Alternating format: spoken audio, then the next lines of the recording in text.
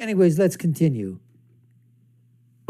Accuse the other of. And by the way, when it comes to private sector unions, I'm actually not fundamentally on principle against private sector unions as long as there's freedom of negotiation and as long as people aren't getting kneecapped on the side of the road, right? The idea of collective bargaining, that's been part of negotiations since the beginning of time. There's nothing wrong with a set of workers saying, we wish to come and negotiate for a higher wage. The employer just has to also be able to say no from time to time. Otherwise, start your own company. Yeah. This is why I remember when last time we talked, we were talking about, the idea of, and Bernie was big on this, the idea of sort of collectivization of ownership of companies.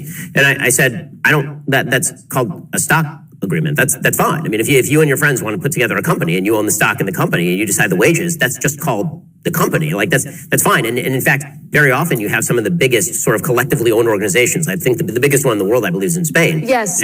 Madrigal? Yeah, yes. I think that's right. And they actually engage in hardcore capitalistic competition. That's right. And have had to cram down on their own workers wage decreases when the market actually undercuts them because ownership is still ownership. But those are decisions that are democratically made within the organization. Because it's connected to the people who actually have a stake in the organization. That's right. Meaning, and if you choose to take the risk, then you also choose to reap the reward. Correct. Right? Yeah. So one of the big problems, obviously, is that when we try to posit sort of labor versus management, what both sides are putting in there, there's an opinion by labor that labor is the sort of labor theory of value. Labor is the only thing that's valuable to the organization. And I don't agree with that, but it is a huge revenue. I mean, the revenue is created by the workers.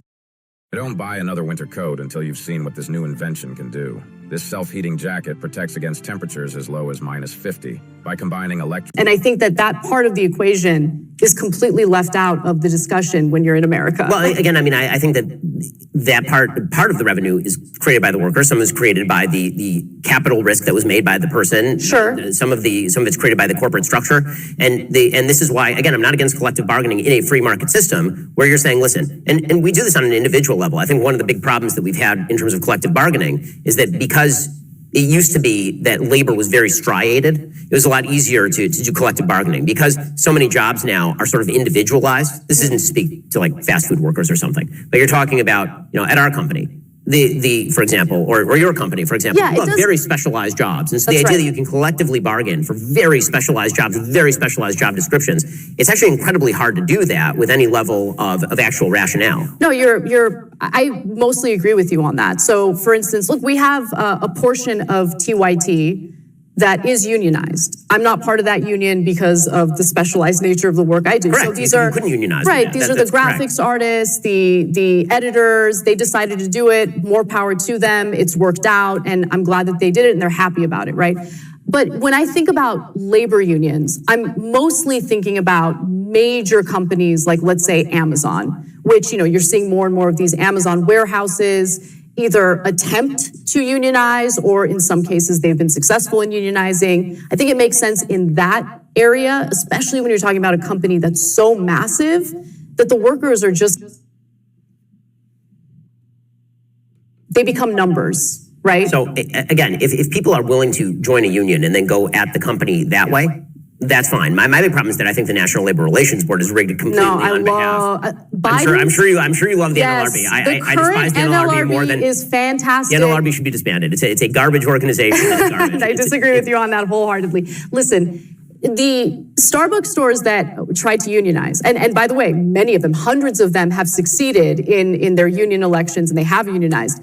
I mean, the labor crushing strategies that we've seen from the executives at Starbucks have been pretty disgusting. People who have been fired just because they've brought up the topic of organizing the workplace, just all sorts of violations. If it weren't for Biden's relatively labor-friendly NLRB, they'd have no protections at all. Well, I mean, your protection theoretically is in how good a job you do along with your fellow employees. Well, I mean, the NLRB, the NLRB is the kind of place where I made a joke online at one point that if somebody tried to take editorial control of my show on the basis of unionization, I would fire them. And the NLRB... They can't, though. I mean, that is a ridiculous thing for anyone to attempt to do. Of course, the NLRB sent me a missive, and I had to get a lawyer to explain to them that, number one, it's a joke, and number two... Wait, they actually try to do that? Oh, yes. Oh yes, this But has been isn't that a dominant free over at the speech Federalist. issue? Yeah, it is. It's 100% a free speech issue. Number two, editorial control is not implicated by labor contracts. Labor contracts are about wages and hours, Correct. right, and working conditions. It's not. You get to unionize at the Daily Wire to decide that you don't like my editorial control. I'm the owner of the company. That's not how that works. Right. So I mean, the regulatory overreach there is really bad. This is not to deny that there are circumstances. You're a coal miner, and all the coal miners in town are being jobbed by the machinery. Of course, you should unionize, right? Norma Ray. Okay, fine. But the idea that the federal government is supposed to cram down on Amazon, that it has to pay people a certain wage when there are other people who are willing to work for below that wage in the same exact town. Like, how is that consensual? Consent seems to need to exist on both sides when it comes to labor relations. Yeah, look, the NLRB. So anyways, let's just end it here or whatever. And look, on this topic here, I sort of agree with, I think seems that there's more agreement here between Ben and Ana than on some other subjects. And in unionization, private sector unions, listen, if there's a company out there and the people and the employees, they want to form a union, listen, have a vote, decide to unionize or not unionize. As far as a company crushing down, firing those employees or whatever, I don't like that myself personally. I mean, company's got to do what it's got to do. But I mean, I would suggest, I don't think that you should be able to, like Ben said, depends upon, how good you are at your job. What are you doing or whatever? Now, if you're making waves, if you're doing things that are basically doing negatively impacting, now a company could say, well, bringing up the fact of, organizing, a union is detrimental to my company. I don't see where that's happening in terms of that. Just to organize. And then once, if they decide, yes, they want a union, then they, discuss negotiations with you. You decide what you can and you can't do. If you can't do it, then guess what? You can't meet. There's other people out there that are going to take those jobs.